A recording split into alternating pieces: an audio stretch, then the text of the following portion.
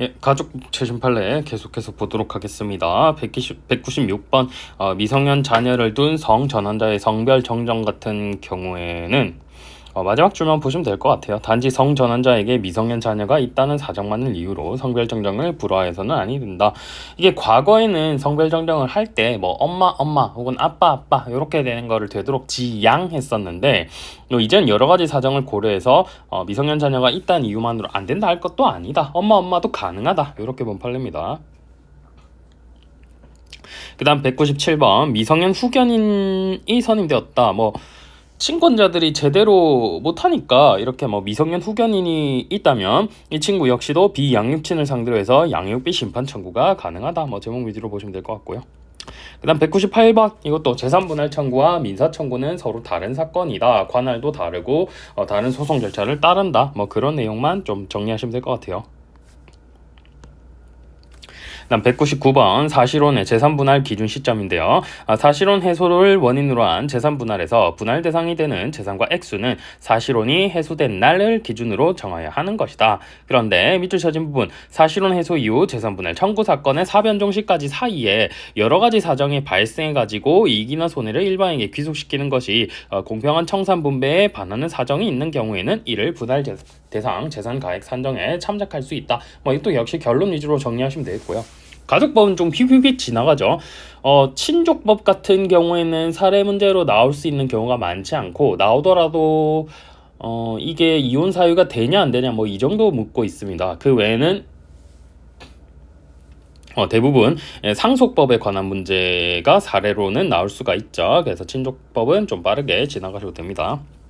200번 과거 유책 배우자이지만 현재 유책 배우자가 아니라면 이혼 청구가 인용 가능하다. 우리 그 민법을 보게 되면 이혼 사유를 1호부터 6호까지 해서 규정하고 있는데 1, 2, 3, 4, 5는 그 사유 자체를 열거하고 있고요. 6호에서는 그 파탄주의라고 해가지고 다른 여러 가지 사유까지 같이 규정을 하고 있습니다. 근데 여기서는 일단 과거에 잘못을 한 사람이 맞긴 한데 지금 당장 파탄을 일으킨 유책 배우자가 아니다. 그럼 이 친구의 이혼 청구 역시도 인용이 가능하다. 그런 식의 판례고요. 그 다음 201페이지 판시사항 보겠습니다. 1번 널리 알려진 유언서의 존재를 시간이 지나 주장하는 것 상속 결격 사유가 아니다. 상속 결격이 되려면 피상속인을 죽인다거나 아니면 동순위에 있는 자를 살해하려 한다거나 이런 게 있는데 지금 여기서 말하는 결격 사유인 건 유언서를 숨긴 거에 해당하느냐 이건데 널리 알려진 유언서 같은 경우에 누구나 다 알기 때문에 은닉한다라는 게 해당할 수가 없겠죠. 그래서 이거는 상속 결격 사유가 아니고 그 다음에 부부 공동생활이 파탄되어 있었다면 이 파탄된 일방과 예를 들어 간통한 사람 간통죄는 이제 형사상 처벌은 받지 않지만 이 민법상 책임은 질 수 있죠. 이 제3자가 불법행위를 한 것이 되느냐 이미 파탄난 경우에는 부부 공동생활이 유지되고 있지 않으니까 불법행위도 성립하지 않는다. 그런 판례고요. 과거에 있었던 법리의 반복입니다. 동지 판례 또 6월달에 있네요. 실질적으로 파탄되어 있었다라는 사실은 이를 주장하는 제3자 내가 책임을 왜 져야 되는데 이 제3자가 증명해야 된답니다. 증명 책임에 관한 게 있고 그럼 또 동지 판례 제3자가 불법행위 책임을 지는 경우 간통행위를 한 제3자가 불법행위를 지는 경우 이 경우 부정행위를 한 부부의 일방이 배우자에 대하여 부담하는 불법행위 책임과 공동불법행위 책임으로서 부진정 연대 채무관계에 있다.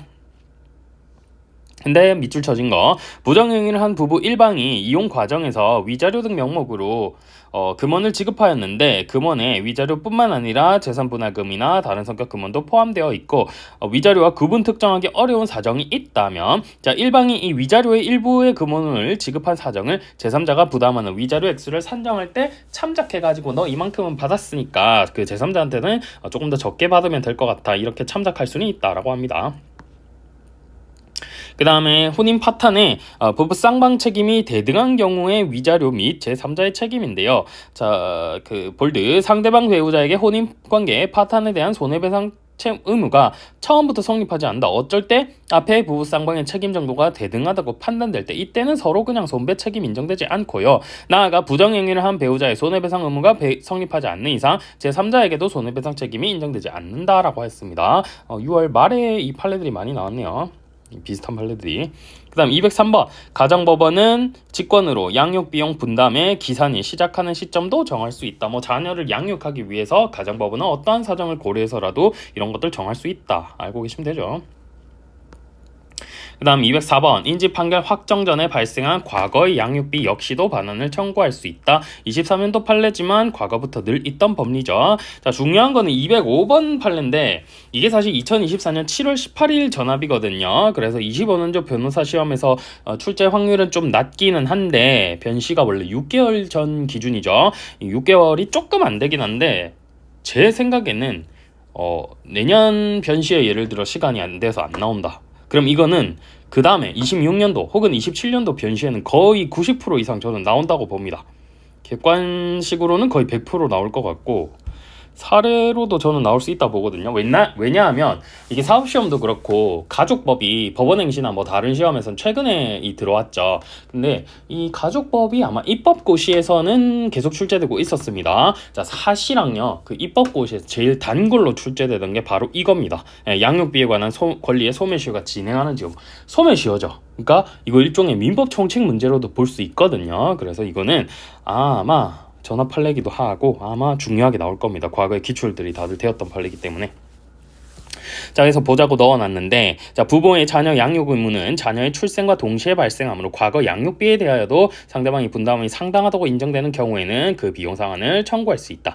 자, 94년도 전압 판례입니다. 위에 204번에도 똑같은 취지의 판례가 있는데 23년도인데 이거 그냥 30년 전 법리 그냥 확인이죠. 반복 계속되고 있습니다. 자, 이거는 바뀐 거 아니에요. 근데 위와 같이 이혼한 부부 사이에서 어느 일방이 과거의 미성년 자녀를 양육하면서 생긴 비용의 상환을 상대방에게 청구하는 경우 자녀의 복리를 위해 실현되어야 하는 과거 양육비에 관한 권리의 성질상 그 권리의 소멸시효는 자녀가 미성년이어서 양육 의무가 계속되는 동안에는 진행하지 않고 자녀가 성년이 되어 양육 의무가 종료된 때부터 진행한다. 자, 이 부분이 바뀌었습니다. 이 부분이 바뀌었어요.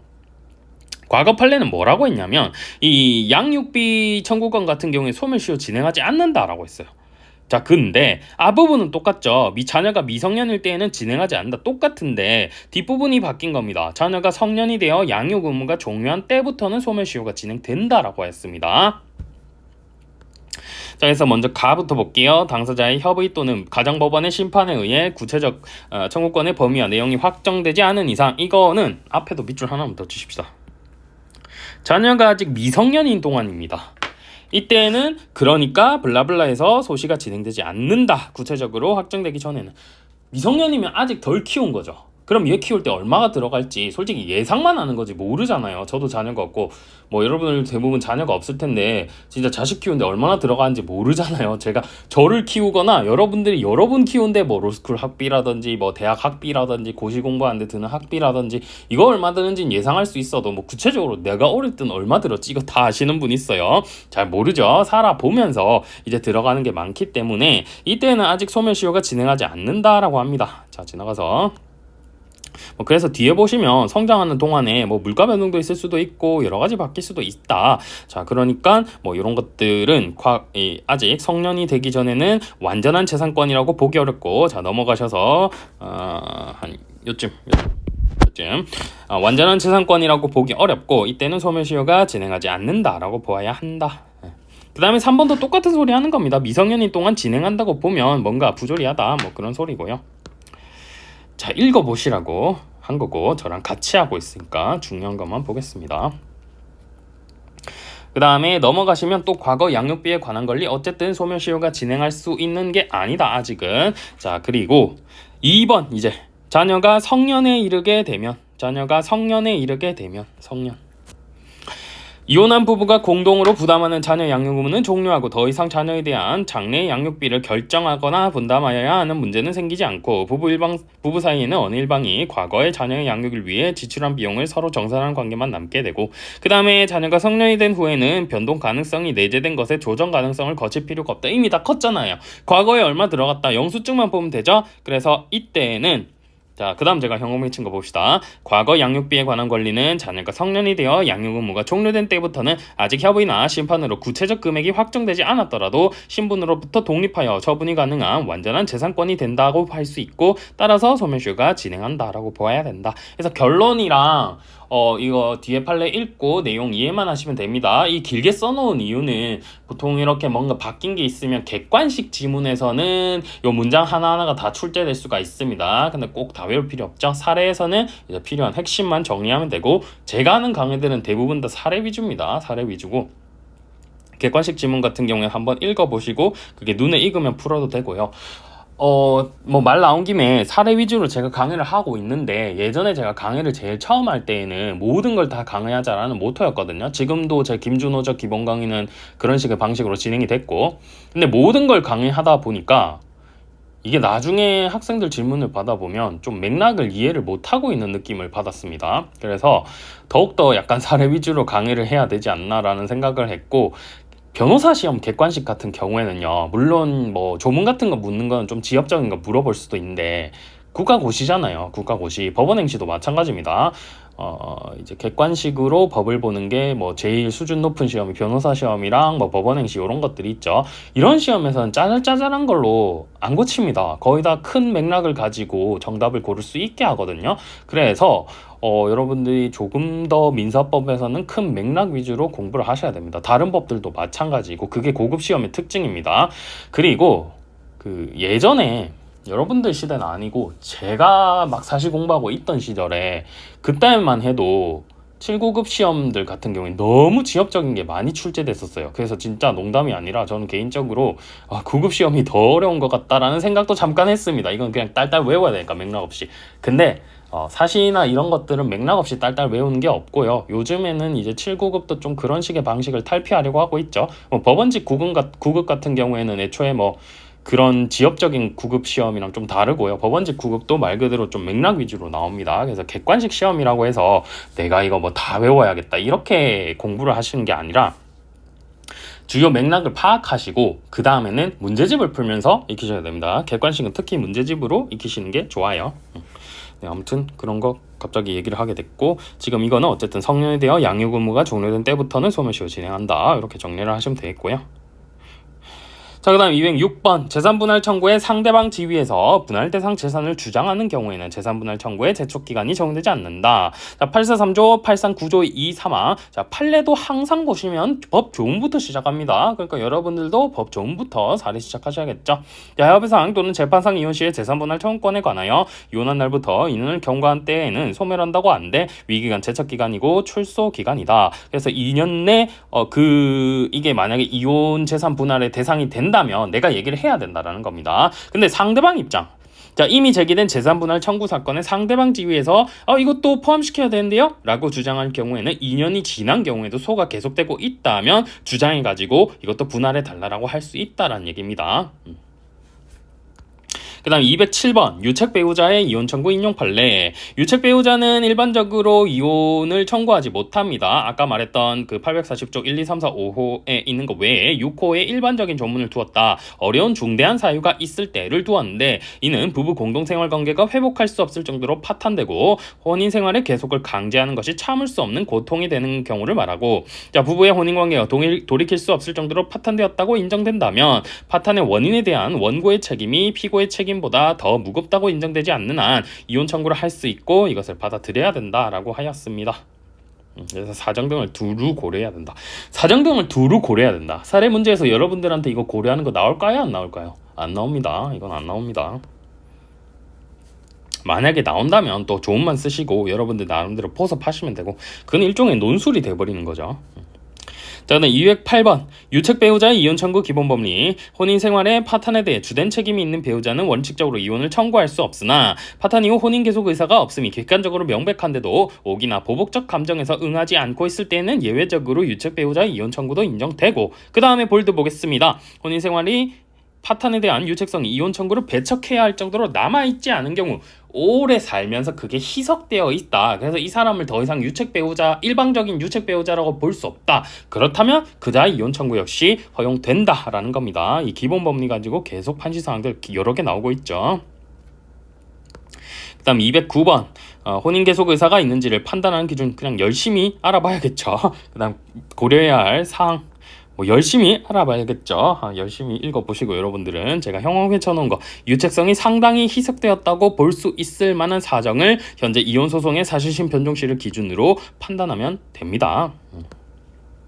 그 다음 210번 이혼으로 인한 재산분할 청구권은 채권자 대위권의 목적이 될 수 없고 파산재단에도 속하지 않음. 자, 이혼으로 인한 재산분할 청구권은 행사 여부가 청구인의 인격적 이익을 위하여 그의 자유로운 의사결정에 전적으로 맡겨진 권리로서 행사상의 일신 전속성을 가지므로 대위권의 목적이 될 수 없다라고 합니다. 대위권의 목적이 될 수 없다. 파산재단 이거는 뭐 우리 시험 범위가 아니니까. 그 다음 211번 재판상 이혼에 따른 재산분할 청구권에도 제척기간의 준용 등. 자, 협의상 이혼한 일방은 재산분할 청구할 수 있고 이혼을 경고한 때 소멸 하는데 이 조문들이 재판상 이혼 재산분할 청구권에도 준용된다. 협의상 또는 재판상 이혼을 하였으나 재산분할을 하지 않아 이혼 후 2년 이내 최초로 재산분할 청구를 함에 있어 제척기간 내 이루어진 청구에 대하여 제척기간 준수의 효력이 생긴다. 그래서 기간 내 어쨌든 재산분할을 청구해야 된다. 재판상 이혼일 때에도. 그 다음 212번 재판상 이혼을 전제로 한 재산분할. 재판상 이혼. 그럼 법원에 이미 왔네요. 재판상 이혼을 하면서 재산분할도 청구한다. 자, 법원으로서는 당사자의 주장이 구애되지 아니하고 재산분할의 대상과 가액을 직권으로 조사 판단할 수 있다. 가사 비송 절차에 따라서 직권으로 조사 판단할 수 있다. 그런 내용이고요. 분할의 대상이 되는 재산과액수 이거는 재판상 이혼을 전제로 했기 때문에 재판에서 이루어지는 것이고 재판에서 사실의 주장과 입증을 할 수 있는 마지막 시점 사실심 변론 종결일을 기준으로 재산분할액을 정한다. 이런 거고요. 그 다음에 가족관계 등록부의 정정신청 이것도 뭐 객관식용인 것 같죠. 가족관계 등록 등에 관한 법률 제107조에 따라서 확정 판결에 의하여만 가족관계 등록부에 정정신청을 할 수 있다. 뭐 중대한 영향을 미칠 때에는 원래 확정 판결에 의하여야 되고요. 그 다음에 3번 군사분계선 이북지역에서 혼인관계가 유효하게 성립하였으나 가족관계 등록부에 그 혼인관계가 기록되지 않았다는 사정만으로 혼외자가 되진 않음. 이건 뭐 당연하죠. 북한에서 혼인관계 유효하게 성립한 게 우리나라 공문서에 기록되어 있을 리가 없죠. 그래서 그것만으로는 혼외자가 되는 건 아니고. 자, 4번 출생한 자녀임을 주장하면 부와의 사이에 친생자 관계 존재 확인의 확정 판결 받았으니까 이제 가족관계 등록부 정정할 수 있겠죠. 정정하는 방법 이것까지는 우리가 필요 없습니다. 가정법원의 허가를 받아 정정 신청을 하면 된 가족관계 등록법 104조. 우리 시험 범위가 아닌 것 같네요. 이거는 가족관계 등록법은 법무사에서는 시험 범위입니다. 그 다음 214번 재산분할 심판 청구 취하에 상대방 동의 불요. 원래는 소취하에는 상대방 동의 필요하죠. 갑자기 민사소송법 가져오는데 민사소송법 266조 2항에 있죠. 상대방의 동의가 필요하다. 이거 가지고 민소에서 변호사 시험 문제 올해도 출제가 되었었죠. 이따가 제가 민소 찍을 때 또 말씀을 드리겠습니다만 민소는 철저히 조문 위주로 나오기 때문에 역시 조문 학습을 중시하셔야 됩니다. 아무튼 근데 이 재산분할 심판 청구 같은 경우에는 비송사건 절차법이 적용되고 여기서는 266조 2항이 준용되지 않기 때문에 취하의 상대방의 동의가 필요 없다라는 겁니다. 이 법의 해석론입니다. 그 다음 215번 재판상 이혼에 따른 재산분할의 대상이 되는 재산 이혼 소송의 사변종시를 기준으로 하여 정함이 원칙이다. 그러나 혼인관계가 파탄된 이후 변론 종결일 사이에 생긴 재산관계 변동이 후발적 사정에 의한 것으로서 공동으로 형성한 재산관계와 무관하다면 이거는 재산분할 대상으로 삼아서는 아니 되고. 뭐 이런 것들 그냥 읽어보시면 될 것 같습니다. 크게 어려운 범위가 아닌 것 같고. 자, 그 다음에 216번 혼인관계가 이미 해소된 이후에도요.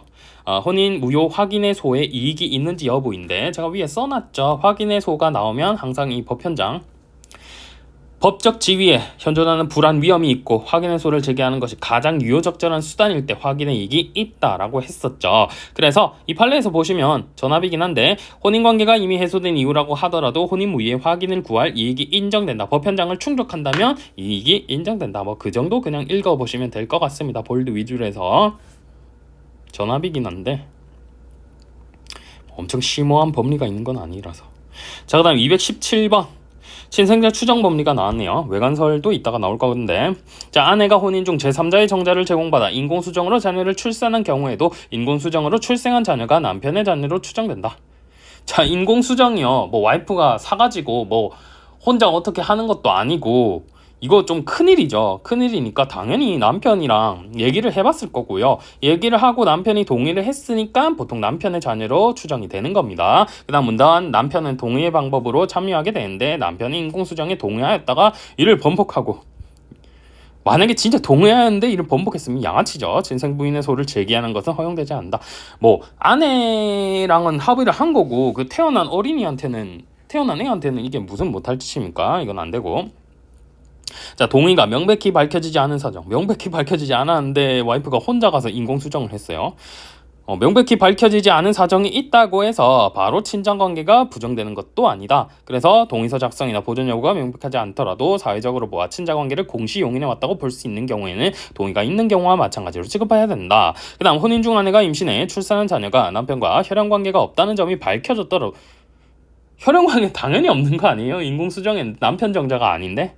남편 정자가 아니면 당연히 혈연관계가 없고 그래도 친생 추정이 미칩니다. 일반적으로 동의를 했기 때문에 남편의 자녀로 추정이 미치는 건데 자 혈연관계 유무는 다만 친생 추정을 번복할 수 있는 만약에 남편이 뭐 이러한 인공수정에 대해서 몰랐다라는 사정이 있고 내 자식이 아니네? 라고 한다면 번복할 수 있는 사유에는 해당해가지고 이거 뭐 하란 거예요?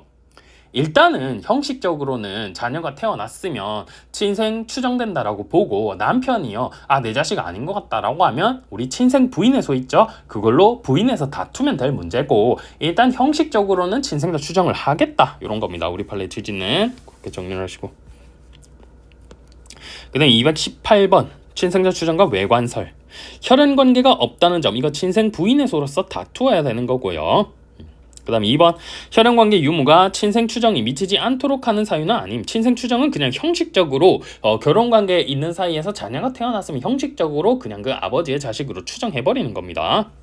자 근데 이 추정을 깨뜨리는 게 하나 있습니다. 부인의 소가 없어도 그거는 외관설입니다. 3번 두 번째 줄 전제 사실을 갖추지 않은 경우까지 가령요 주몽도 아니고 남편이 미국에 3년을 있었어요. 근데 갑자기 작년에 와이프가 출산했답니다. 나는 한국에 온 적이 없는데 이거는 동서의 결여죠. 옛날 판례 말로 동서의 결여입니다. 잠자리를 안 했다는 얘기입니다. 잠자리를 안 했는데 태어날 수가 없죠. 이건 외관설에 따라서 이때는 친생자 추정을 하지 않겠다. 그래서 두 번째 문단 844조 제1항의 친생 추정은 반증을 허용하지 않는 강한 추정이므로 처가 혼인 중에 포태한 이상 부부의 한쪽이 장기간에 걸쳐 해외에 나가 있거나 사실상 이혼으로 부부가 별거하고 있는 등 동거의 결여 요즘 판례는 동거의 결여라고 하고 있죠. 옛날에는 동서의 결여였는데 자, 처가 부혜자를 포태할 수 없는 것이 외관상 명백한 사정이 있는 경우엔 추정이 미치지 않고 이러한 예외적 사유가 없는 한 일단은 친생자 추정이 미친다. 이렇게 읽으시면 되겠습니다. 이 법리 달라진 거 하나도 없습니다. 외관설하니까 되게 있어 보이죠. 근데 제가 잠자리를 안 함, 아기가 태어날 가능성이 없음 이렇게 하니까 확 이해가 되죠. 그래서 우리 민법도 사실 우리가 살아가는 관계를 그냥 법적 용어로 해서 여러분들이 안 익숙하다 뿐이지 근데 또 이제 법 공부한다고 변호사 되려는 사람들은 공부하다 보니까 그게 또 익숙해져요. 그럼 또 일상용어로 설명을 못 하다 보니까 그 주변 사람들한테는 괜히 어렵게 설명한다 이런 소리를 듣거든요. 우린 근데 그게 익숙해져서 그러는 건데 아무튼 여러분들이 공부하실 때에는 이 어려운 용어 이제 익숙해지셔야 되죠. 일할 때도 이제 평생 써먹으셔야 되니까.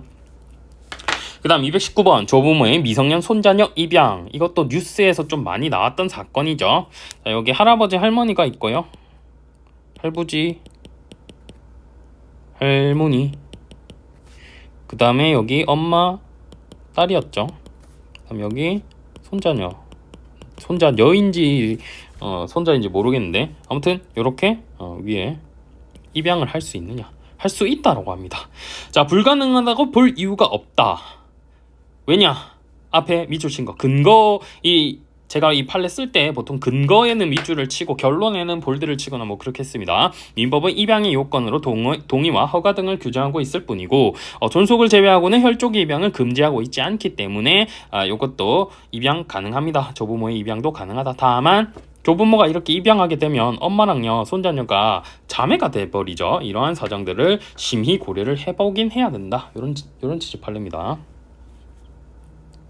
그 다음에 220번 미성년자 자녀의 인지청구의 소외 제척기간 자녀와 그 직계비속 또는 법정 대리인은 부 또는 모를 상대로 하여 인지청구의 소를 제기할 수 있고, 이 경우에 부 또는 모가 사망한 때에는 이는 내 검사를 상대로 인지청구의 소를 제기해야 된다. 그냥 조문이죠.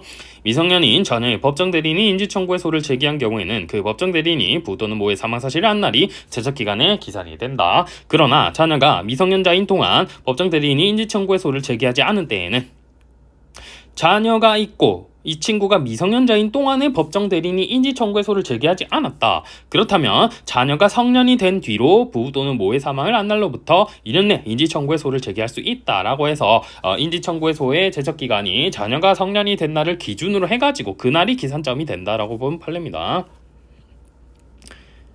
이거 아까 그거랑 비슷한 맥락인 것 같죠? 자녀를 키울 때, 당장 키울 때는 소멸시효 기간 기산하지 않는데 성년이 된 다음부터는 이제 소멸시효 기간 기산한다.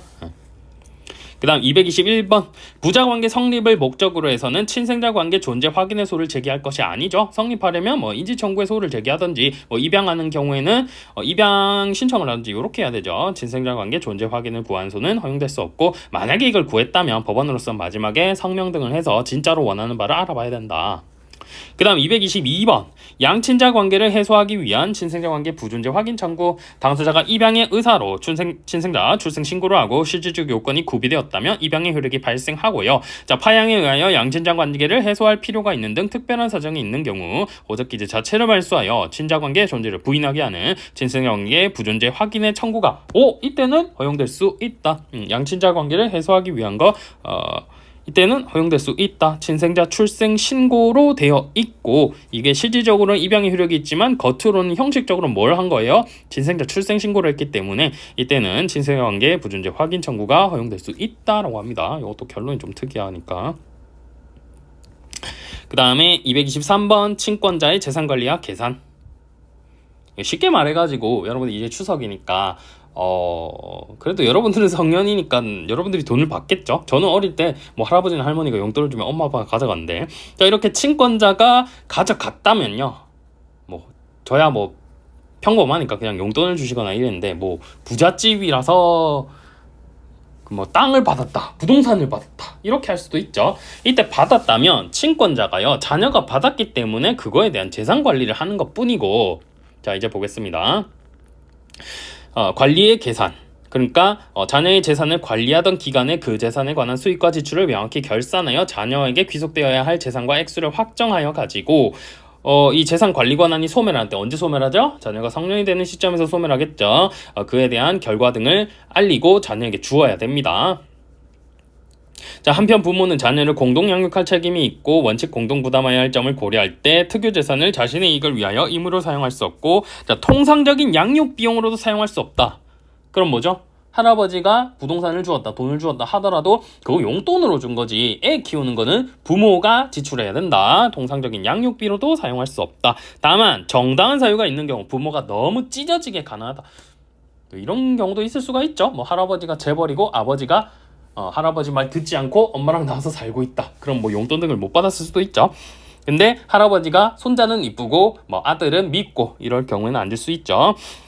아무튼 이렇게 해서 부모가 가난해가지고 정당한 사유가 있는 경우에는 자기의 특유 재산을 양육하기 위한 목적으로도 사용할 수 있다. 친권자는 자녀에 대한 재산관리 권한을 기하여 자녀에게 지급해야 할 돈을 자녀 대신 수령한 경우 그 재산관리 권한이 소멸하면 그 돈 중 재산관리 권한 소멸 시까지 위와 같이 정당하게 지출한 부분을 공제한 나머지를 자녀 또는 법정 대리인에게 반환할 의무가 있다. 이 경우 친권자가 자녀를 대신하여 수령한 돈을 정당하게 지출하였다는 점에 대한 증명 책임은 친권자에게 있다. 친권자의 위와 같은 반환 의무는 이 923조 제1항의 계산 의무 이행 여부를 불문하고 재산관리 권한이 소멸한 때 발생한다. 이에 대응하는 자녀의 친권자에 대한 위와 같은 반환 청구권은 재산적 권리로서 일신전속적인 권리라고 볼 수 없으므로, 자, 이거 재산적인 권리이기 때문에 일신전속권이 아니므로 자녀의 채권자가 있다면요, 무슨 일인지 모르겠지만 어쨌든 성년이 된 자녀에게 채권자가 있다면 너 받을 재산이 뭐가 있나 보니까 너 할아버지한테 받은 거 있네? 라고 하면서 그에 대한 반환 청구권을 압류할 수도 있다랍니다.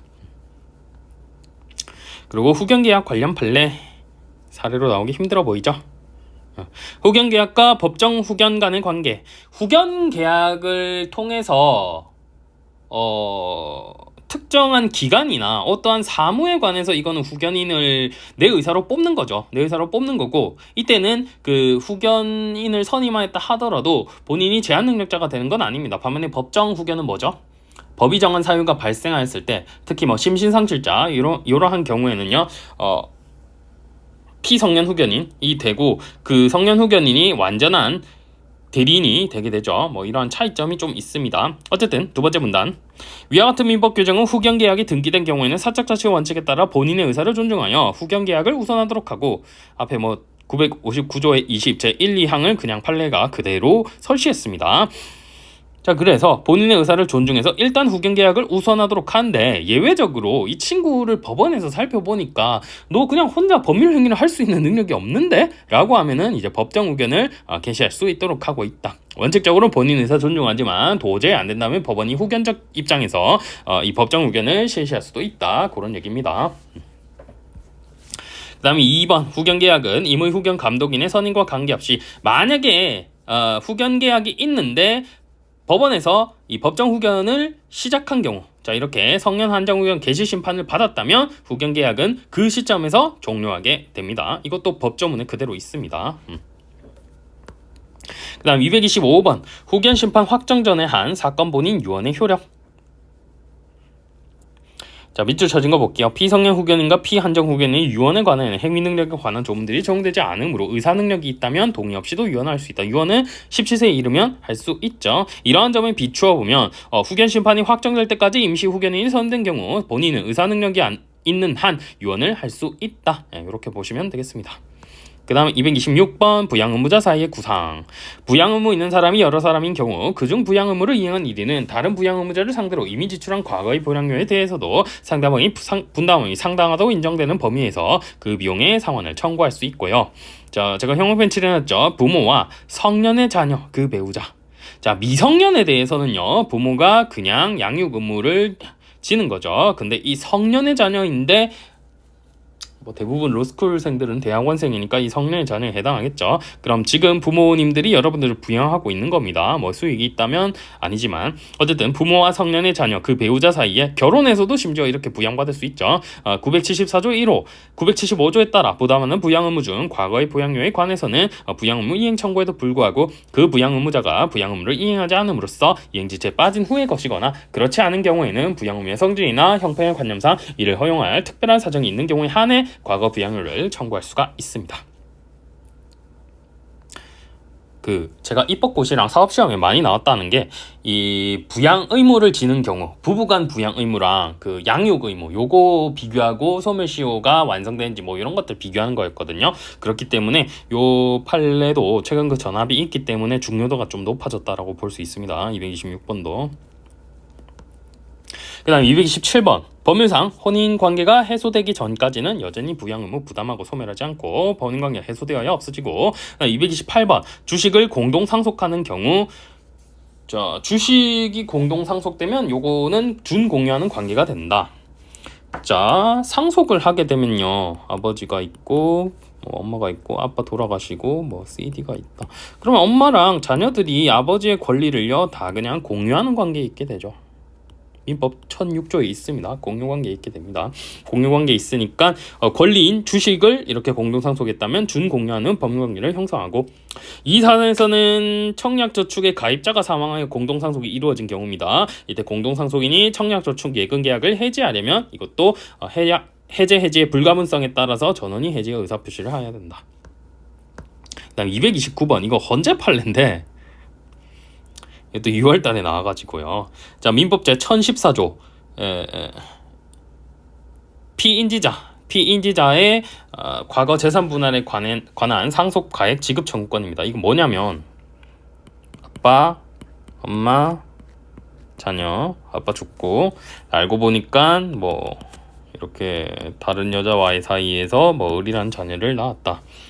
을이라는 사람이 나중에 와가지고 아빠가 돌아가신 시점에서 BCD가 상속재산 분할 등을 했겠죠? 근데 을이 등장해서 나한테도 내 몫을 주세요 라고 하면서 이렇게 주장할 수 있는 겁니다. 혈연 관계가 있음이 입증이 된다면, 자, 1대 1대 1대 1.5인데 원래 상속인들이 모두 다 참여를 해야 되죠. 근데 얘가 인지에 의해 나중에 상속인이 됐기 때문에 이 사람들이 한 이 BCD가 한 상속재산 분할 협의도 유효하고 을 입장에서는 그 돈만을 달라고 청구할 수 있는 거, 이게 상속분 가액 지급 청구권 행사입니다.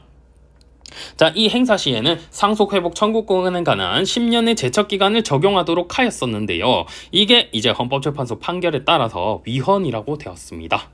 자, 이거 10년만 위헌된 거예요. 자, 99구조에는 두 가지 기간이 있죠. 3년. 안날로부터 3년. 그 다음에 개시 있고 나서 10년. 요렇게죠. 그 3년, 10년이 있는데 이 10년 부분 요게 이제 위헌 판결을 받은 거고 3년은 여전히 적용됩니다. 3년은 여전히 적용돼요. 그 다음에 상속재산 분할의 소급표.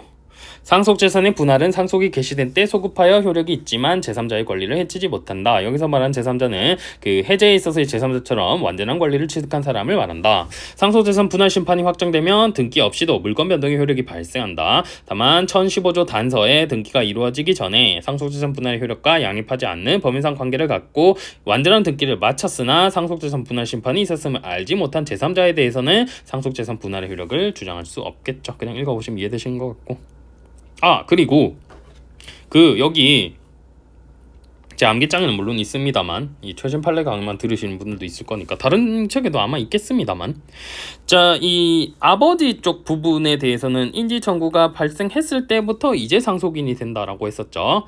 만약에 이 A가요 엄마면 어떻게 될까요? 엄마면 그 전에 있었던 전 남편과 사이에서 낳은 자식이면요, 그럼 B, C, D끼리 한 공유물 재산 분할은 상속재산 분할은 그냥 무효입니다. 이건 왜 무효죠?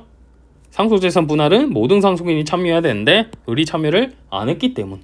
엄마와 자녀 간의 관계는요, 엄마가 낳았기 때문에 그 엄마 자녀인 걸 다 알겠죠. 그러니까 이거 인지 필요 없습니다. 인지 청구를 할 수 있더라도 확인적 의미밖에 없기 때문에 을은 그냥 자동으로 상속인이 됩니다. 요거랑 차이가 있죠. 엄마가 죽었을 때랑 아빠가 죽었을 때 차이가 있습니다.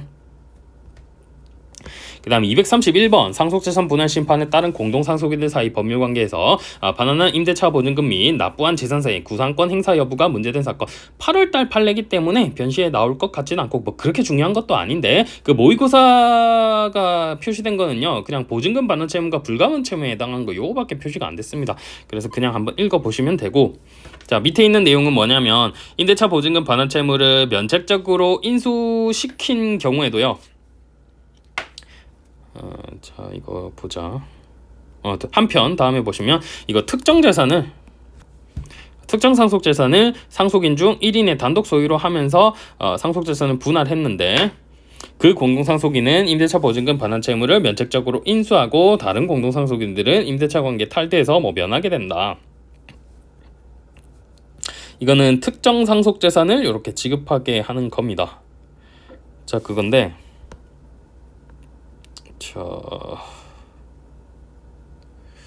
이거는 제가 볼 필요가 없었네.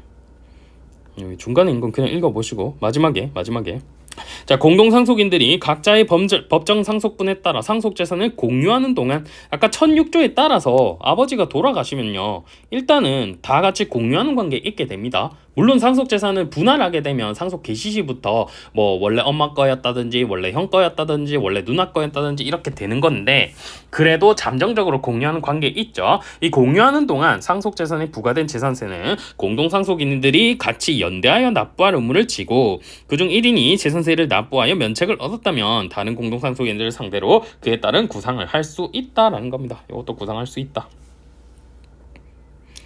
그래서 이것도 그냥 가볍게 읽어보시면 될 것 같습니다. 8월달이니까 나 그냥 내년 변시에 이거 안 나올 것 같은데 라고 하시면 형광펜 부분 이 불가분 채무 빼고는 그냥 보지 마세요. 그 다음 232번 1998년 5월 27일 전 상속 개시와 상속 채무 초과 사실을 모두 알았던 상속인은 1019조 사망의 특별 안정 승인을 할 수 없습니다. 이 판례는요 그냥 보지 마시고 제가 밑에 써놓긴 했습니다만 민법제 1019조 4항 요것만 아시면 됩니다.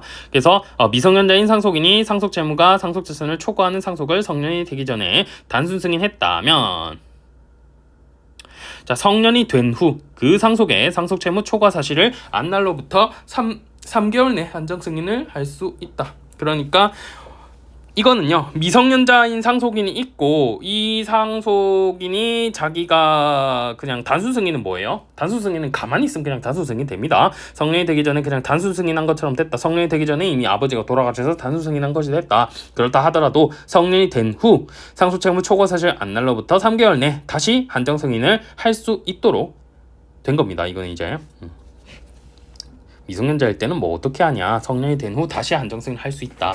그게 그 예전에 예능에도 나왔던 것 같은데, 그러니까 그분은 그 돌아가신 분은 그냥 뭐 부모가 자기를 버렸다 이거였고, 버린 걸 넘어서서 부모가 돌아가시면서 빚까지 남겼다 이렇다면 그 어린 자녀가 그걸 다 떠안는 것도 말이 안 되죠. 물론 채권자들도 불쌍합니다. 여러분들은 이제 미디어나 이런 데선 채권자들을 마치 나쁜 사람들로 표현을 하는데, 채권자들도요, 막 엄청난 갑부가 아닌 이상은 빌려준 돈 못 갚으면 보통 망하는 경우가 태반입니다. 뭐 그렇게 생각을 하게 되면 이 채권자들이 돈 못 받는 점은 물론 안타깝긴 한데, 어차피 이 미성년인 자녀가 그거 어떻게 갚겠어요. 못 갚으니까 이 친구가 성년이 된 후 3개월 내 한정 승인을 할 수 있다라고 해서 좀 구제할 수 있는 구제책을 두었습니다.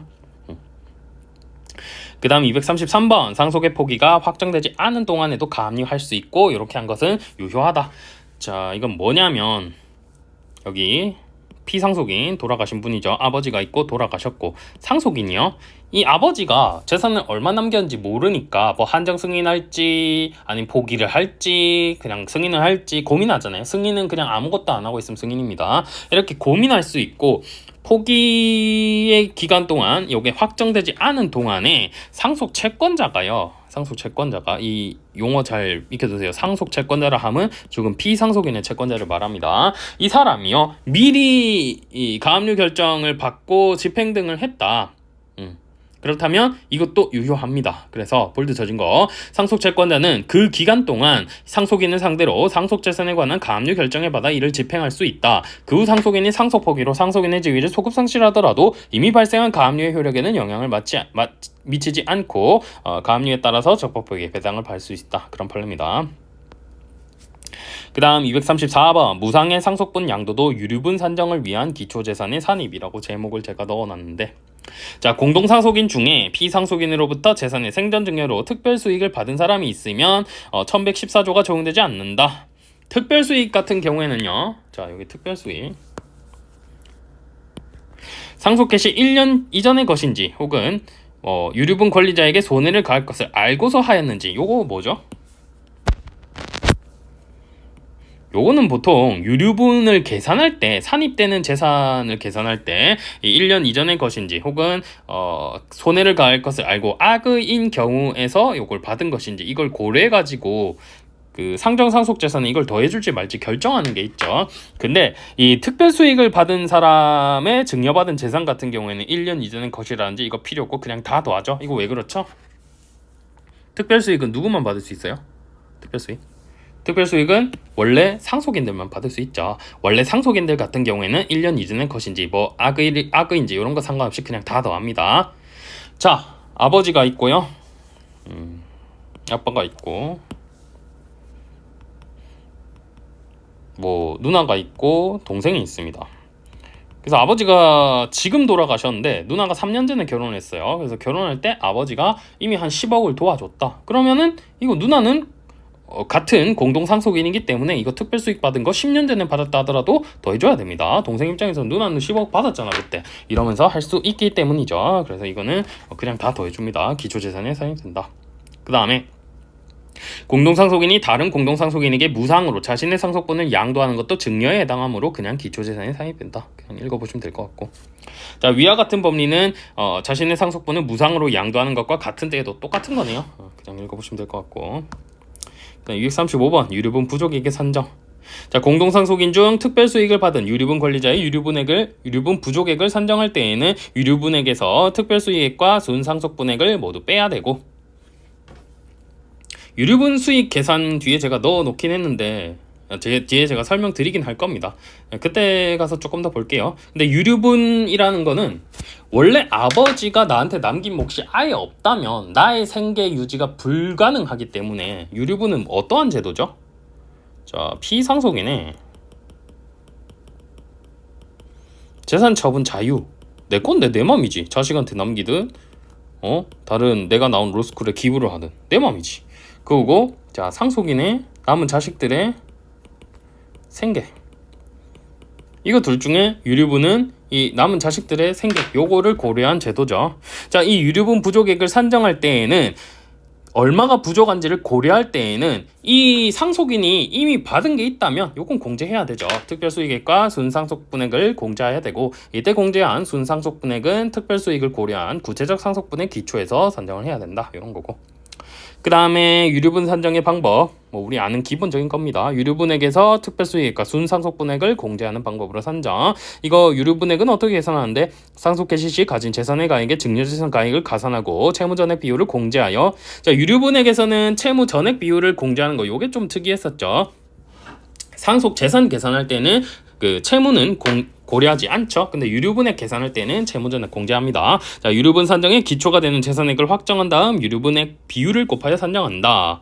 그리고 유류분액에서 공제할 순상속분액은 특별수익을 고려한 구체적 상속분에서 유류분 권리자가 부담하는 상속 채무를 공제하여 산정한다. 그렇고 계산 방법 우리 아는 그겁니다. 그 다음에 유언자가 임차권 또는 근저당권이 설정된 목적물을 특정 유증한 경우입니다. 특정 유증. 자, 이렇게 특정 유증을 하면서 임대차 보증금 반환 채무 등을 인수할 것을 부담으로 정한 경우에도 상속인이 상속 개시 시에 임대차 보증금 반환 채무 또는 피담보 채무를 상속하므로, 이거 왜 상속하죠? 특정 유증이잖아요. 특정 유증. 포괄적 유증은 말 그대로 바로 상속인이 돼버리는 겁니다. 근데 특정 유증은 일단 상속인 네가 받고 아버지 유언으로 어디 재단에다가 이걸 기여를 해라 라고 한 겁니다. 그래서 상속 개시 시에는 상속인이 이 채무들을 상속하는 겁니다. 당장. 자, 이를 전제로 유류분액을 산정해야 된다. 그래서 결국 그 특정 유증으로 인해 유류분 권리자가 얻은 순상속분액은 없다고 보아 유류분액을 일단 산정해야 되고요. 자, 특정 유증을 받은 자가 변제하였다 하더라도 이거는 자기가 얻은 그 일종의 조건부 유증이죠. 조건부 유증. 자신이 받기 위한 조건이었기 때문에 이거는 구상권을 행사할 수가 없다. 그래서 밑에 3번에 보시면 부담부 유증이라고 말하고 있죠. 부담을 져야 되는 유증. 그래서 이것도 읽어보시면 이해가 되실 것 같고. 이따가 유류분 제대로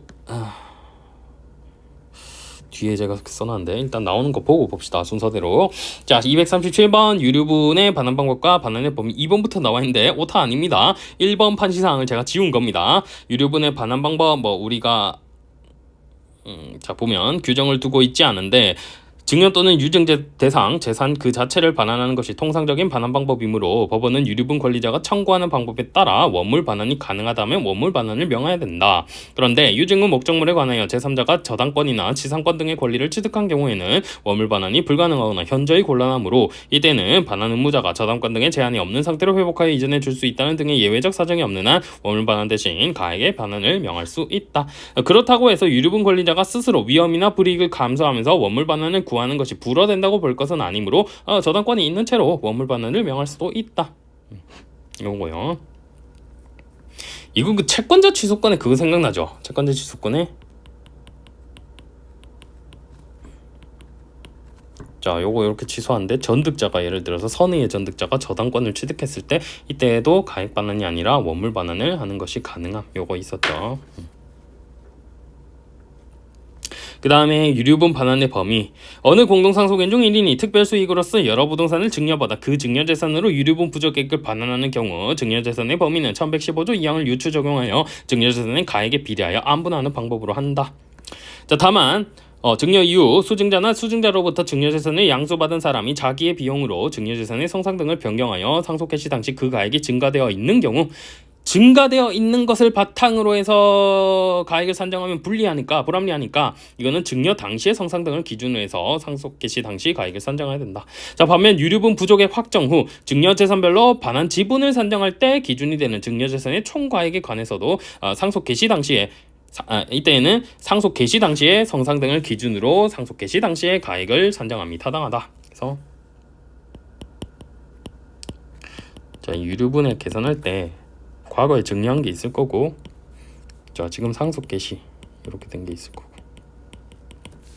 이 가액이 증가되어 있는 경우 증가된 것을 기준으로 하면 유류분 권리자에게 부당한 이득을 주게 되므로 자, 이때를 기준으로 증여 당시에 성상 등을 기준으로 상속 개시 당시 가액을 산정해야 되는데, 자, 이거는 유류분 부족액 확정할 때 얘기입니다. 근데 그 다음에 확정 후 증여 재산별로 뭘 반환해야 될지를 따질 때에는 이때 상속 개시 당시에 성상 등을 기준으로 가액을 산정함이 타당하다. 그렇답니다.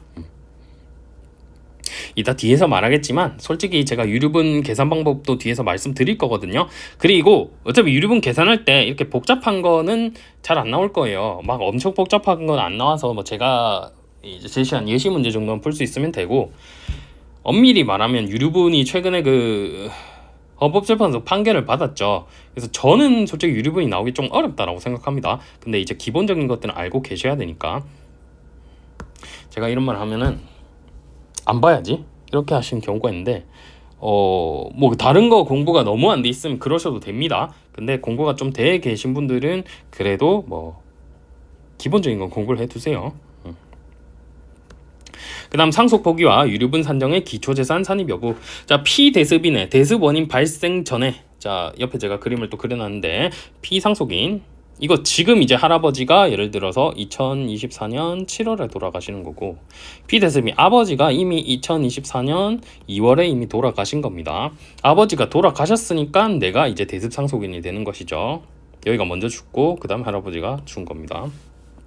근데 피대습인 아버지네요. 아버지가 대습 원인 발생 전에 피상속인으로부터 특별수익 받은 거, 이것도 대습 상속인의 특별수익으로 봅니다. 왜 그렇죠? 아버지가 먼저 돌아가셨죠. 아버지가 먼저 돌아가셨으면 1순위 상속인 누굽니까? 직계비속이죠. 얘가 그걸 이미 받았겠죠. 그럼 나중에 할아버지가 돌아가셨다 하더라도 할아버지에게서 내가 받은 것과 마찬가지니까 이것도 특별수익으로 계산을 해준다. 그런 얘기고, 그 다음에 2번 피상속인으로부터 특별수익을 받은 공동상속인이 상속을 포기한 경우, 이때에는 이 사람은 상속인이 아니죠. 그렇기 때문에 이건 특별수익자가 아니라 제3자로 취급이 됩니다. 제3자기 때문에 유류분 계산할 때 뭐죠? 상속개 시전 1년간 행해진 것이거나 손해를 가할 것을 알고 했을 때 이때만 더해준다. 그런 얘기입니다. 지금 유류분에 관한 판례가 굉장히 많았죠. 그래서 유류분이 정말 유력했는데 헌법재판소 판례 때문에 중요도가 낮아졌습니다. 그럼에도 불구하고 기초적인 건 계산을 하셔야 됩니다. 그 다음 239번 생전증여를 특별수익에서 제외할 수 있는 경우, 피상속인으로부터 생전증여를 받은 상속인이 비상속인을 특별히 부여하였거나 피상속인의 재산유지 또는 증가에 특별히 기여하였고, 뭐 같아요? 기여분. 자, 이러한 의미가 포함된 경우 상속분의 선급으로 취급한다면 오히려 공평을 해칠 수 있으니까 특별수익에서 제외할 수 있다. 자, 보통 우리가 상속 재산을 계산할 때요, 어떻게 해요? 아버지가 돌아가실 당시 상속 재산, 거기에 특별수익은 더해주죠. 지금 유류분 아니고 그냥 상정상속재산 계산하는 겁니다. 특별수익은 더해주고, 만약에 기여분이 있다 그러면 기여분은 아예 상속재산에서 빼고 시작합니다. 그래서 이건 아예 빼고, 요게 이제 상정상속재산이 되는 겁니다. 그 다음 240번 대습상속인이 상속인의 지위에서 받은 것이 아니면 이거는 특별수익이 아니죠. 공동수익자로서 받은 게 특별수익이니까. 뭐 여러분들 뭐 제가 이거 핵심 정리 때 거의 가족법 강의를 제가 따로 안 했죠. 핵심 정리 때 거의 다 했으니까. 자, 그 다음에 241번 제가 유력하다라고 보는 판례, 유류분은 나오지 않을 수 있지만, 자 이거 초과 특별수익자가 있을 경우 구체적 상속분 계산 방법입니다. 뭐 앞에 있는 거 그냥 읽어보시면 되고, 제가 사례 문제, 예시 사례 제가 넣어둔 거 봅시다. 자, 피상속인 A 아버지, 공동상속인으로 배우자 B, 아들 CD가 있고 상속 개시 당시 상속재산 가액이 남긴 게 6억이네요. 근데 B는 생전에 8억 원을 증여받았고 C는 3억 원을 유증받았다. 이거 상정상속재산은 얼마입니까? 기여분은 없으니까 증여받은 거 8억 원 더해줘야 되네요. 14억이고 3억 원 유증받았으니까 3억 더해주고 17억이다. 바로 틀렸죠. 이 함정을 꽤 많이 씁니다. 유증은 뭐예요? 지금 남아있는 것 중에 이거 C한테 3억은 줘라 이런 거죠. 이거는 미리 준 게 아닙니다. 유증이란 건 유언으로 증여한 것이기 때문에. 자, 따라서 이 3억은 더해주지 않고요. 상정상속재산은 14억 원이 됩니다. 이 14억 원을 기준으로 하고 자녀가 둘이니까 1대1, 그 다음 엄마 1.5니까 1대1 대 1.5. 그렇다면 한 명이 받아야 될 거 7분의 2, 원래 3.5분의 1이니까 7분의 1을 곱해서 CD 같은 경우에는 4억 받고 B 같은 경우에는 엄마니까 6억을 받아야 됩니다. 그런데 B가요, 얼마 받은 게 있었어요? 8억. 그럼 6억에서 8억을 뺍니다. 그러면 마이너스 2억. 오히려 더 초과해서 받은 게 있죠. 자, 초과 특별수익자 부존재 의제설에서는 이 B를 아예 빼버리고 상정상속재산을 그냥 나누게 됩니다. 근데 우리 판례가 이 초과 특별수익자 부존재 의제설의 방식이 아니라 법정상속분 기준서를 취했거든요. 야, 위에 읽어보시면 될 겁니다. 제가 설명드린 거. 이 법정상속분 기준서를 취했기 때문에 이 8억 원 중에서 초과하는 부분 2억 있죠. 요게 CD에게 각자 상속분 비율 1대1이죠. 1대1의 비율로 마이너스 1억 원씩 귀속되게 됩니다. 즉 1억 원씩 빼야 된다라는 소리인 겁니다. 자, 그러고 C가 3억 원을 유증받았죠. 그럼 C 입장에서는 일단 4억 원을 받을 수 있는데 그 중에 3억 원은 유증을 받았고, 그 다음에 1억 원을 빼야 되니까 나머지 1억 원에 대해서는 부담을 빼야 되니까 C는 그냥 3억 원만 이렇게 받게 되겠네요. 자, 그 다음에 D는요. D는 4억 원을 받게 되는데 여기 2억 원에서 아까 1억 원 C에서 빼줬듯이 얘도 1억 원 빼야겠죠? 그렇게 해서 D도 3억 원을 받게 됩니다. 그럼 결과적으로는 어떻게 돼요? 결과적으로 남은 게 얼마였어요? 6억. 6억을 그냥 3대 3 똑같이 1대1로 나눠 갖게 됐네요. 초과 특별수익자 B가 없는 것으로 취급한 거랑 결론이 똑같습니다. 결론이 똑같다. 자, 제가 마지막에 여기 판례에 따르면 B를 제외하고 초과 특별수익 마이너스 2억 원은 CD의 부담으로 돌아가게 되어 각각 마이너스 1억 원씩 공제하게 된다. 결국 구체적 상속분은 C는 0, D는 3억 원이 된다라고 되어 있는데 이거 좀 헷갈릴 수 있으니까요. C는 3억, D는 3억 받는 겁니다. 다만 이 C의 3억은 뭐예요? 이거는 유증이에요. 유증. 이렇게 된다.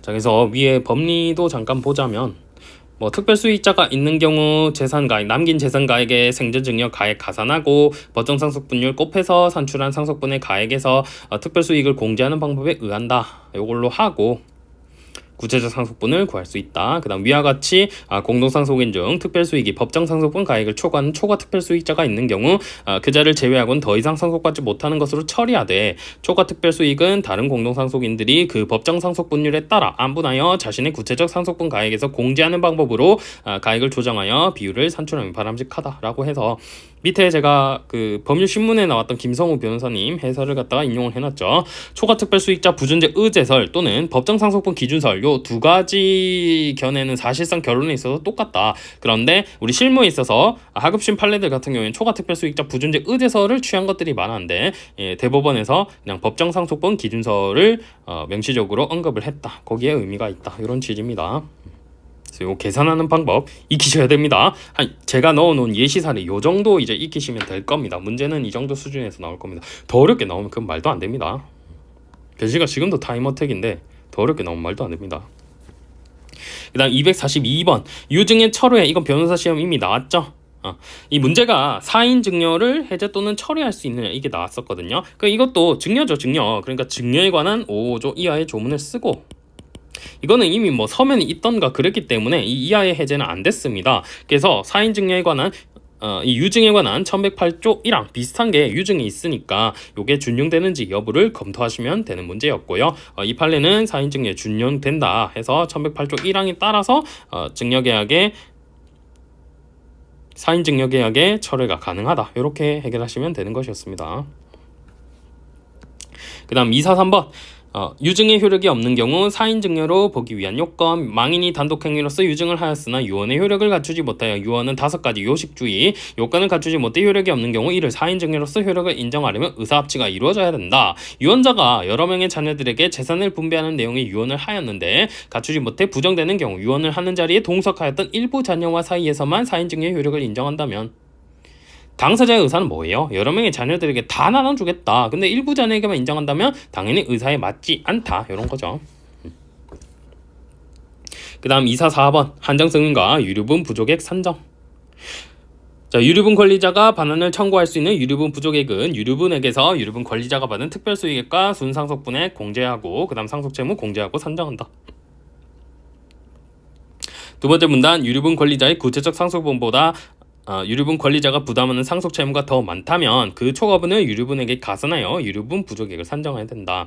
그러나 유류분 권리자의 구체적 상속분보다 유류분 권리자가 부담하는 상속채무가 더 많은 경우라도 유류분 권리자가 한정승인을 했다면 한정승인 이건 뭐죠? 일단 나는 아무것도 안 받겠다. 아버지 거 다 공제하고 남는 거 있다면 받겠다 이거죠. 그렇다면 초과분이 있다 하더라도 유류분에게 가산해서는 안 되고 순상속분액 0으로 모아서 유류분 부족액을 산정하게 됩니다. 뭐 이것도 역시 유류분 관련된 문제니까 이 정도 판치사항 익히고 넘어가시고. 그 다음에 245번 요건 좀 중요합니다. 요것도 전압이네요. 피상속인의 배우자와 자녀 중 전부가 상속을 포기한 경우. 자, 피상속인 아버지가 있었고 돌아가시고 배우자 말고 자녀 있었고 손자녀들이 있었는데 이 자녀들이 전부 포기한 거예요. 이때 배우자랑 이 할머니랑 손자녀들이 같이 공동상속인이 됐냐 이건데, 자, 이 판례는요 공동상속인이 되지 않고 이때는 배우자만이 상속을 받게 된다라고 하였습니다. 그래서 그 이유 볼까요? 밑줄 안 쳐져 있는데 상속을 포기한 피상속인의 자녀들은 피상속인의 채무가 자신은 물론 자녀에게도 승계되는 효과를 원천적으로 막을 목적으로 상속을 포기한 것이라고 보는 것이 자연스럽기 때문이다. 그렇기 때문에 이 경우에는 배우자 혼자서 단독 상속을 하게 된다. 그 다음 246번 상속분의 의미와 상속 회복 청구의 소. 일단은 1006조의 의미는 아까 말씀을 드렸죠. 상속재산 분할을 하게 되면 상속 개시 시부터 아버지로부터 받은 것이 되지만 그 분할이 있기 전에도 1006조에 따라서 상속재산은 일단 공유관계에 있게 됩니다. 이 1006조에 의거해서 무슨 얘기를 할 수 있어요? 민사소송에서 절차 중단과 당연 승계. 근원은 왜 나오는 거예요? 실체법에서는 민법에 따라서 아버지의 모든 권리와 의무를 자식들이 받는데 소송법상 소송을 수행하고 있는 이것도 자식들이 받느냐 이겁니다. 그 논의 자체가. 근데 소송도 수개한다라고 해서 당연 승계 받는다. 자, 그렇고 뭐 그 정도 그냥 읽으시면 될 것 같아요. 큰 의미가 없는 것 같고. 247번. 자, 증여재산이 상속 개시 전에 처분 또는 수용된 경우 유류분 산정에서 증여재산의 가액 산정 방법. 증여재산의 현실 가치인 처분 당시의 가액을 기준으로. 자, 이것도 아까 봤었죠. 증여 당시의 가액인데 상속 개시까지의 물가 변동률을 고려해 가지고 산정을 해야 된다. 뭐 그런 식으로 되어 있네요. 물가 변동률까지 산정해서 계산하시오 이런 건 안 나옵니다. 이 둘 중에 어느 때를 택해야 되는지 뭐 이 정도는 나올 수 있겠지만. 그 다음 248번 유류분은 위헌이 났습니다. 자, 1호부터 3호까지는 헌법 불합치고요. 4호가 아예 이제 무효가 됐습니다. 아예 무효. 형제자매 이제 유류분 청구할 수 없습니다. 자, 근데 1호부터 3호도 헌법 불합치가 났는데 왜 헌법 불합치냐면 유류분과 기여분 사이가 단절되고 폐륜 등에 관한 예외를 두지 않은 거, 이게 헌법 불합치를 받았습니다. 유류분과 기여분 단절, 이건 뭐죠? 이거 굉장히 유명하고 굉장히 많이 맨날 객관식에 나오는 건데. 자,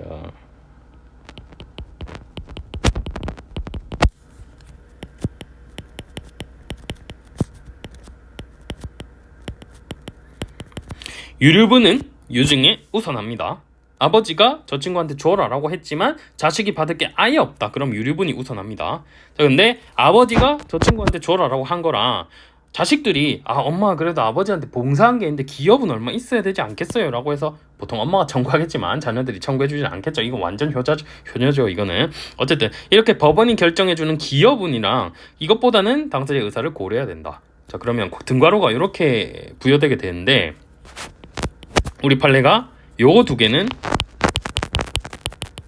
관련이 없다라고 했거든요. 관련이 없다라고 했어요. 관련이 뭔가 있어야 될 것 같은데 관련이 없다라고 했어요. 조금 이상하긴 한데 옛날엔 판례가 이랬으니까 그냥 객관식 문제 풀고 다 했거든요. 근데 요 헌법재판소 판례가 유류분과 기여분이 관련 없다, 요게 좀 이상하지 않냐? 라고 한 겁니다. 우리가 이상하다고 한 거를 요 최근에 이제 헌법재판소 재판관님들도 이상하다 인정한 겁니다. 그래서 이거에 대한 거, 그 다음 폐륜 등의 경우에도 유류분에 대한 예외를 두지 않은 거, 이게 헌법 불합치에 해당한다라고 판시했기 때문에 1호 내지 3호는 이 관련 규정을 두지 않은 게 헌법 불합치니까 나올 수 있는 것 아닌가요? 예, 나올 수 있습니다. 그래서 제가 한 10% 정도 나올 수 있으니까 기본적인 건 계산할 수 있어야 된다라는 것이고, 그럼에도 불구하고 요 유류분과 기여분 단절 요것도 아예 조항을 두지 않은 부분이 분명 잘못이 있거든요. 그래서 나올 가능성이 많이 낮아졌다, 그렇게 보시면 될 것 같고, 밑에 제가 예시 사례 하나 넣어놨는데 아버지가 A가 돌아가셨고, 그 다음 엄마 B, 자녀 CD가 있습니다. 그리고 남긴 거는 3억.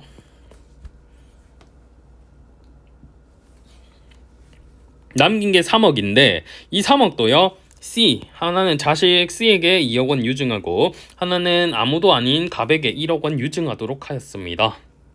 자, 그리고 사망 2년 전 B에게 4억을 남겼고요, 마누라한테 4억 남겼고, 그 다음에 선의의 을에게 1억 원을 증여하였습니다. 을 또 다른 사람이네요.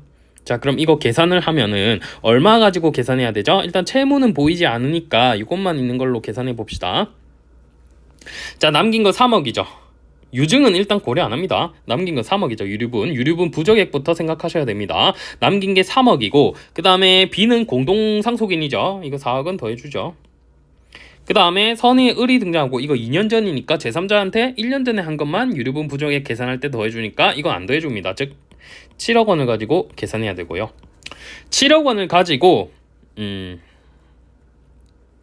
이 문제가 D의 유류분 반환 청구였네요. D의 청구. 7억 원을 가지고 이제 D의 유류분 부족액들을 계산해 봅시다. 자, 1대 1.5니까 7억에 7분의 1을 곱해야 되고, 쉽게 비속이니까 2분의 1을 곱해주죠. 이제 어차피 형제자매는 없어졌으니까 다 2분의 1 곱해준다 생각하시면 되겠네요. 그러면은 유류분액은 1억 원이 됩니다. D의 유류분액 1억 원, C의 유류분액 1억 원, 그 다음에 이 B의 유류분액 1.5억 원, 이렇게 되겠죠. 자, 그런데 1억 원이 모자랍니다. 이 1억 원을 누구로부터 받아야 할 것이냐? 일단은 B는 지금 유증으로는 받은 게 없고요.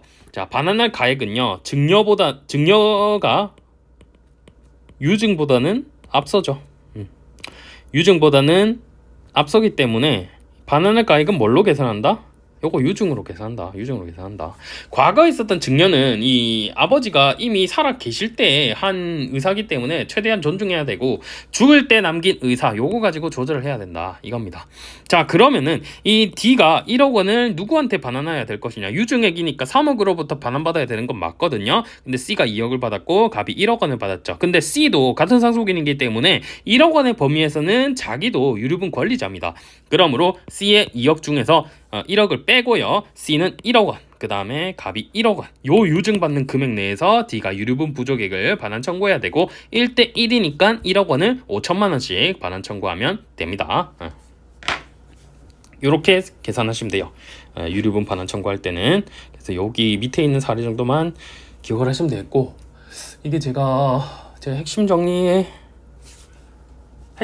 사례가 있는 게 그 윤진수 교수님 사례를 그대로 넣어둔 거거든요. 혹시 제가 잘못 구성하면 오류가 생길 수 있으니까. 근데 이게 사례가 좀 안 떨어지고 어려운 것들이 많아서 아마 개정판에서는 조금 더 쉬운 사례로 바꿀 겁니다. 이것도 사법시험 기출 사례였나 그럴 거예요. 이 정도만 알고 계시면 됩니다. 유류분액은 그 외에는 나올 가능성이 낮다, 그냥 이 정도 생각하시고. 그다음 249번 유류분 산정에 기초재산이 산입되는 증여 등.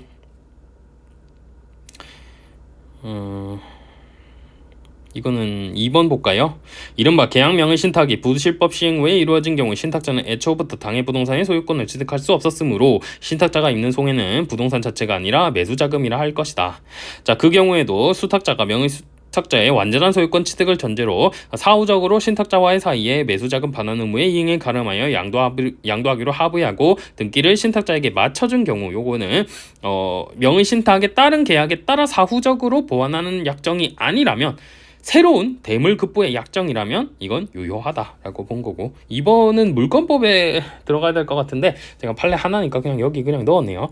위에 기초재산에 산입되는 증여 등은 그냥 열심히 실질적 관점에서 재산을 감소시키는 행위인지 보고 판단해야 된다. 1번은 별로 의미가 없는 것 같고, 2번 사실 이 물권법적 개념이 더 중요한 것 같은데, 한번 보시고 넘어가시면 될 것 같습니다.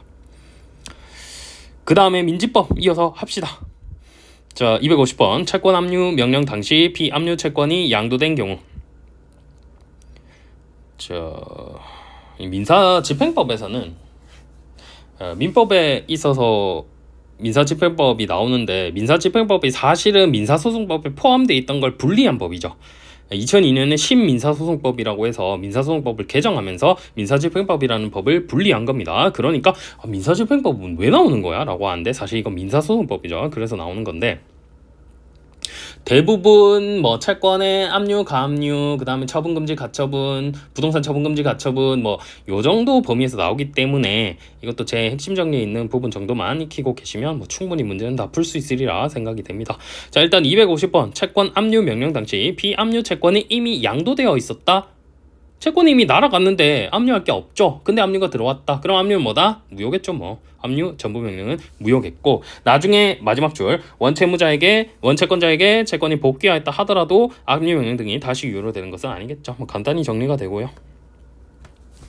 그 다음에 불가분 채권에 대한 압류 및 전부 명령의 효력인데요. 자, 불가분 채권자들 중 1인을 집행채무자로 한 압류 및 전부 명령이 이루어지면 불가분 채무의 대표적인 거 임대차 보증금 반환 채무 뭐 그런 것들이 있겠죠. 자, 여기 제가 그림을 그려놨는데 A 그다음 C가 제3채무자고 A가 이제 집행채권자고요. 채무자로서 B 갑을이 있다고 합시다. 그리고 이제 A의 채무자는 B입니다. B. 자, B갑을은 C에 대한 불가분 채권자들이죠. 자, 그 불가분 채권자들 중 1인인 B를 집행채무자로 한 압류 및 전부 명령이 이루어지면 그 불가분 채권자의 채권은 전부 채권자 A에게 이전이 되지만 그 압류 및 전부 명령은 집행채무자 아닌 다른 불가분 채권자에게 효력이 없으므로 다른 불가분 채권자의 채권 귀속에 변경이 생기는 것은 아니다. 따라서 다른 불가분 채권자는 모든 채권자를 위하여 채무자에게 불가분 채권 전부의 이익을 청구할 수 있고 다른 사람 B 말고 갑을 있죠. 전부의 이익을 청구할 수 있고 채무자는 모든 채권자를 위하여 다른 불가분 채권자에게 전부를 이행할 수 있다. 이러한 법리는 불가분 채권의 목적이 금전 채권인 경우 그 일부에 대하여만 압류 및 전부 명령이 이루어진 경우에도 똑같다. 자, 이 사실관계 한번 봅시다. 이 사건 압류 및 전부 명령으로 B의 C에 대한 자 소의 1 이게 있는데 위에 있는 그림에 맞추어서 제가 넣었습니다. B의 C에 대한 임대차 보증금 반환 채권 중 4천만 원쯤은 A에게 이전된다. 그러나 원고, 갑을 등에게는 이 사건 압류 및 전부 명령의 효력이 미치지 않으므로. 자, 여기 이 사람들의 관계고 갑을 등에게는 이 압류 및 전부 명령의 효력이 미치지 않습니다. 집행적인 것들 있죠. 압류 및 전부 명령이라든지 뭐 추심 명령 이거는 받은 지들끼리만 미치는 상대적 효력밖에 없습니다. 그래서 다른 원고들인 갑을 등에게는 이 사건 압류 및 전부 명령의 효력이 미치지 않으므로 이들은 이 사건 압류 및 전부 명령에 관계없이 임대차 보증금 반환 채권의 이행을 구할 수 있다.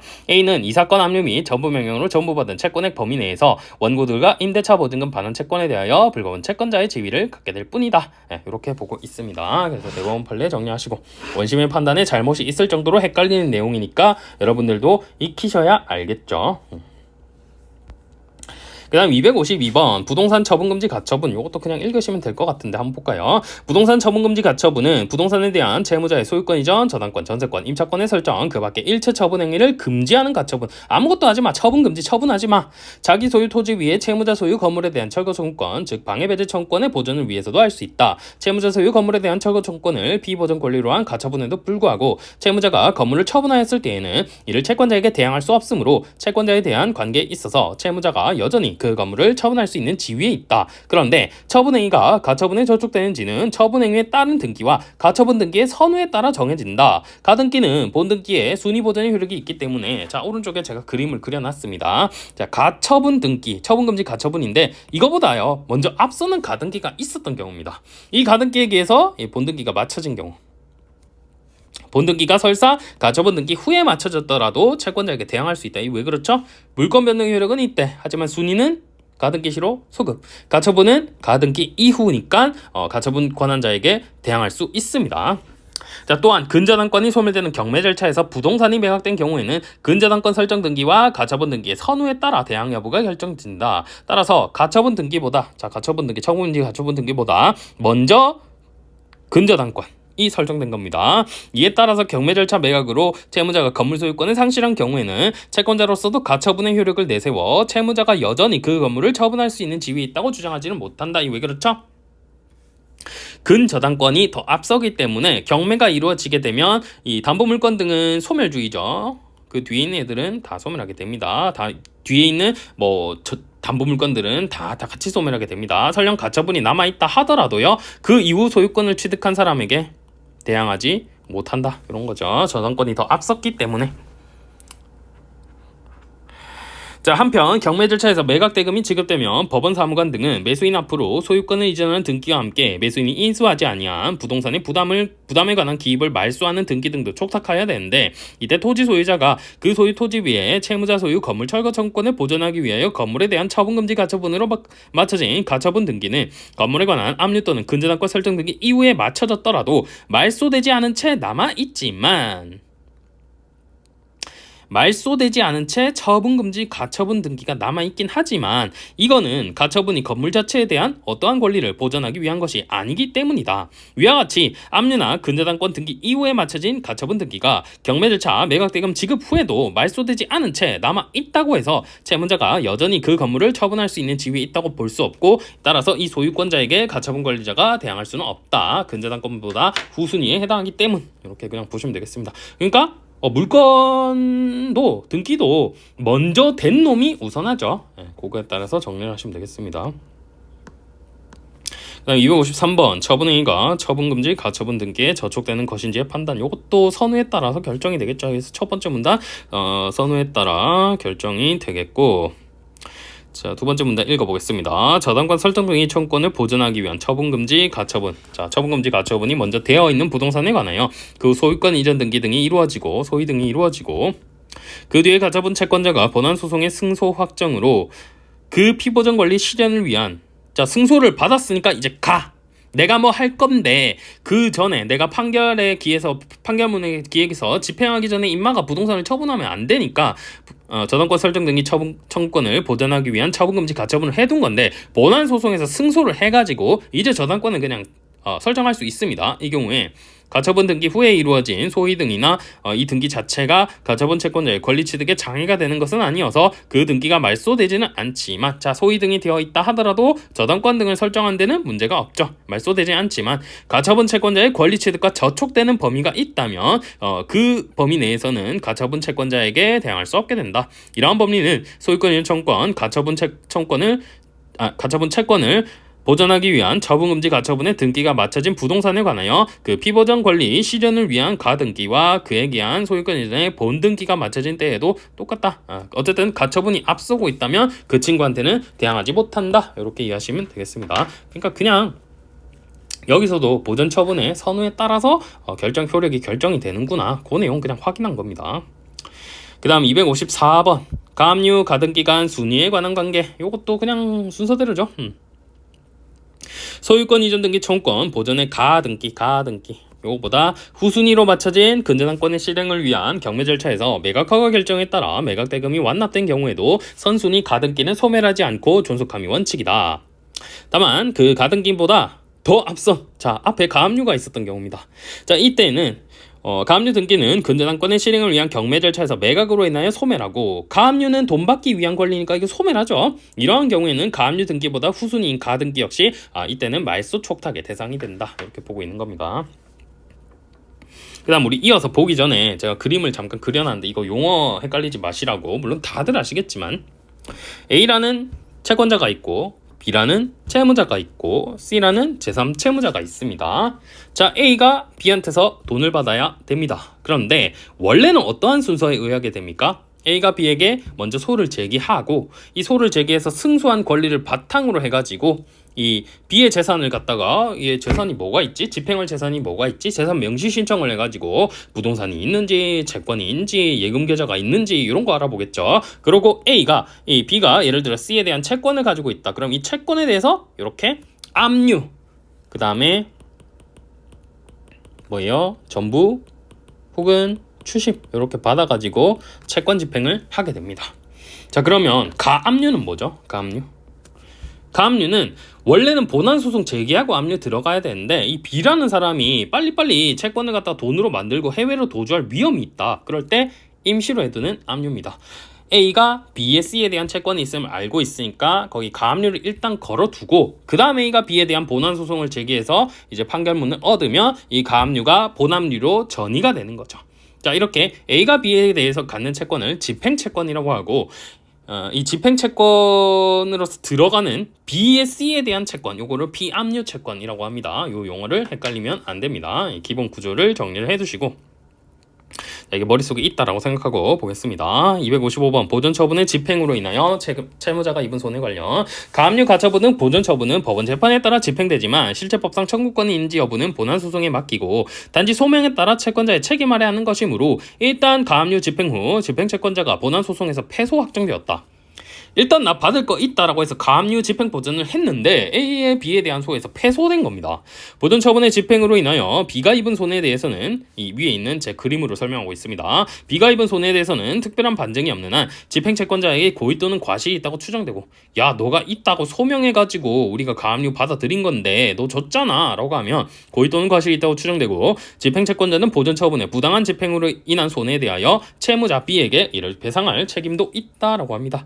자, 가압류 신청에서 진정한 채권액 집행채권보다 지나치게 과다한 가액을 주장하여 그 가액대로 가압류 결정이 된 후 본안소송에서 피보전 권리가 없는 것으로 확인된 부분의 범위 내에서는 채권자의 고의과실이 추정된다. 손해배상 책임이 있다. 그런 겁니다.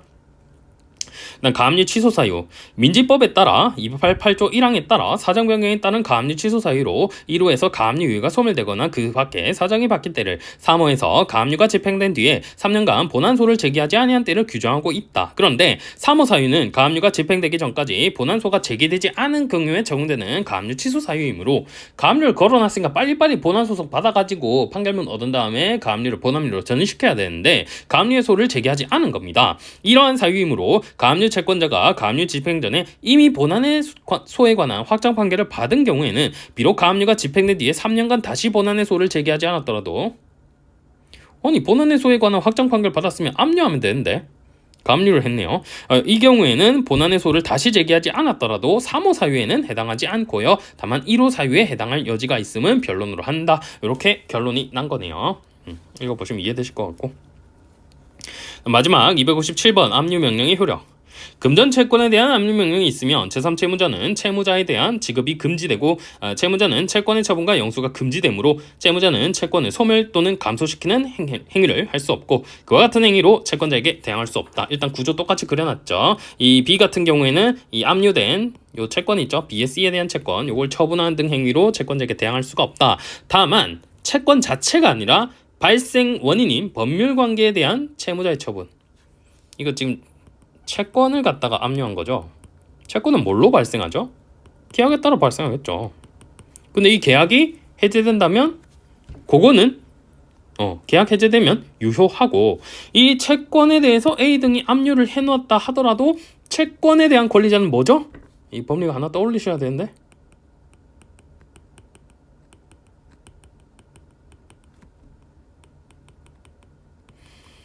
548조 1항 단서 3자로 보호가 안 되죠.